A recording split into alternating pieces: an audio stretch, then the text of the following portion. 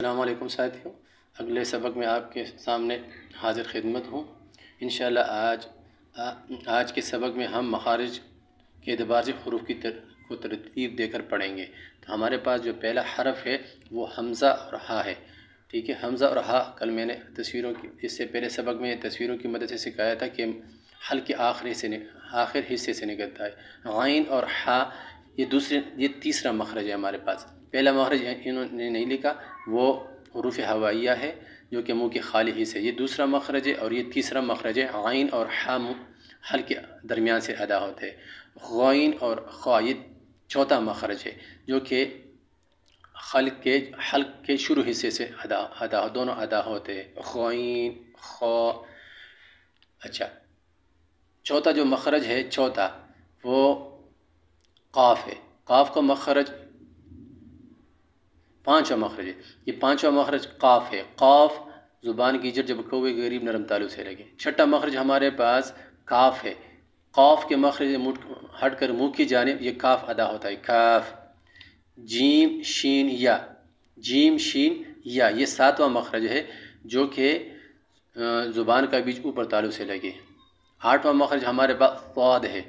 ضاد جو ہے وہ حرف لسان، زبان کی کروٹ جب بائیں جانب اوپر کے بعد 5 داڑوں سے لگے۔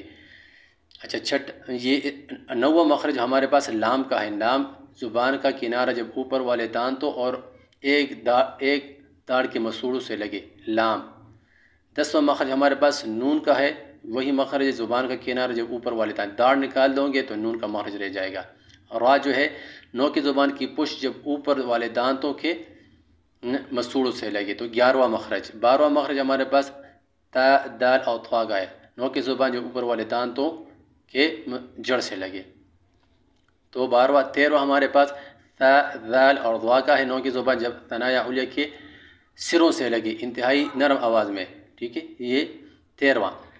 14واں ہمارے پاس زا سین اور صاد صفیریہ، نو کی زبان جب سامنے والے اوپر اور نیچے والے دانتوں کے سروں سے لگے، 13واں مخرج یہ ہوا۔ اچھا، 14واں مخرج ہمارے پاس حرف فا کا ہے، اوپر والے دانتوں یا ثنایا علیہ کے جو سرے ہیں یہ نچلے ہونٹ کی تری سے لگے تو یہ۔ 15واں مخرج ہمارے پاس با اور میم کا ہے، ٹھیک ہے، بند ہونٹوں کی تری سے با اور بند ہونٹوں کی خشکی سے میم۔ دونوں میں فرق دوسرا بھی ہے کہ میم میں ایک دفعہ جو ہے وہ دونوں ہونٹ آپس میں مل جاتے ہیں، جبکہ با میں حرف با میں سارے، اور میم میں 2 دفعہ ہونٹ آپس میں ملتے ہیں، میم با میم، یہ دوسرا، اس میں تھوڑا سا فرق یہ ہے، باقی مخرج قریب ہے، تری سے با، خشکی سے میم۔ اور 16واں مخرج ہمارے پاس واو کا ہے جو کہ دونوں ہونٹوں کی گولائی سے ادا ہوتا ہے۔ تو اور 7واں مخرج ہمارے پاس رہ گیا خیشوم ناک کے بانسے کا، جہاں سے ہم غنہ ادا کرتے ہیں خیشوم سے، تو یہ 17 مخارج یہاں پر پورے ہو جاتے ہیں۔ پہلے نمبر پر حروف ہوائیہ ہے، دوسرے نمبر پر حروف حلقیہ کے 3 مخرج آتے ہیں، حلقیہ کے تو 4 ہوئے۔ لہاتیہ میں ہمارے پاس 2 مخرج آئیں گے، تو 4 5 6 ہوئے۔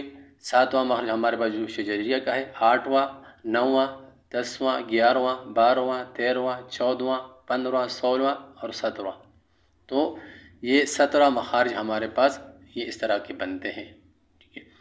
اب دیکھو نرمی سے پڑھے جانے والے حروف ثا ذال وا، تیز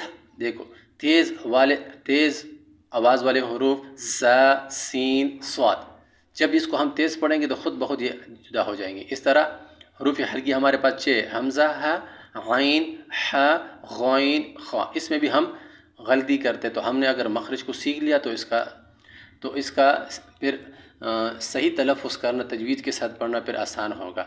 اس طرح موٹے حروف ہمارے پاس 29 جو حروف، اس میں 7 موٹے حروف ہیں جو ہر حالت میں پر پڑھے جاتے ہیں، ان کو حروف مستعلیہ کہتے ہیں۔ تو ان میں سے خا، صاد، ضاد، غین، طا، قاف اور ظا ہے، تو اس کو کہتے ہیں حروف مستعلیہ۔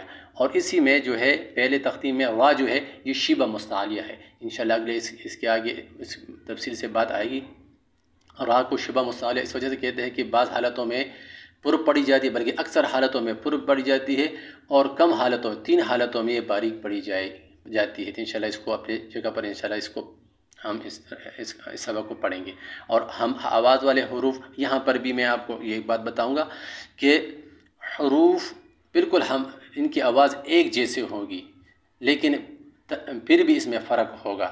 اب فرق دو طرح کا ہے، یا تو مخرج کے اعتبار سے فرق ہوگا یا صفت کے اعتبار سے۔ اگر دونوں حروف ان کی آواز سیم ہے اور ان کا مخرج بھی سیم ہے تو یہاں پر پھر فرق وہ پھر صفت میں جائے گا، ایک باریک ہوگا اور دوسرا پر ہوگا۔ اور اگر دونوں کی آوازیں بالکل سیم ہے لیکن مخرج جدا ہے تو یہاں پر فرق ظاہر ہے کہ مخرج میں چلا جائے گا۔ جب مخرج جدا جدا ہے تو فرق بھی مخرج میں ہوگا۔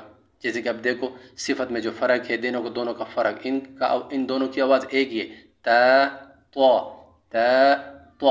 اگر ہم ان میں اب فرق دیکھیں گے تو دیکھو فرق ہوگا۔ تو کو ہم پر پڑھیں گے تو تا سے تمیز ہو جائے اس کی، حالانکہ دونوں کا مخرج ایک ہی ہے، تا تو۔ اس طرح ذال زا، ان دونوں کے چونکہ مخرج جدا جدا ہے اس وجہ فرق بھی مخرج میں۔ وا اور ضاد، ان دونوں کے مخرج جدا ہے تو فرق بھی مخرج میں۔ ثا اور سین، ان دونوں کے مخرج جدا ہے تو فرق مخرج میں۔ پھر سین اور صاد، ان دونوں کے مخرج سیم ہے تو فرق صفت میں، صاد پر سین باری۔ ہا ہا، دونوں کے مخرج قریب المخرج تو جدا ہے تو فرق مخرج میں، ہا درمیان سے اور ہا آخر سے۔ قاف اور کاف، دونوں قریب المخرج ہے لیکن فرق یہاں پر جو ہے وہ صفت میں، قاف موٹا اور کاف باری۔ اور آخر میں ہے حمزہ اور عین، ان دونوں کا قریب المخرج ہے، فرق تو چونکہ اس میں ڈفرینس ہے اس وجہ فرق یہ یہاں پر مخرج میں ہوگا۔ امید کرتا ہوں یہ سبق بھی آپ لوگوں کو پسند آیا ہوگا، تو برائے مہربانی ان کو زیادہ سے زیادہ شیئر کریں تاکہ اور لوگ بھی مستفید ہوں۔ جزاکم اللہ خیرا و احسن الجزاء۔ السلام علیکم ورحمۃ اللہ وبرکاتہ۔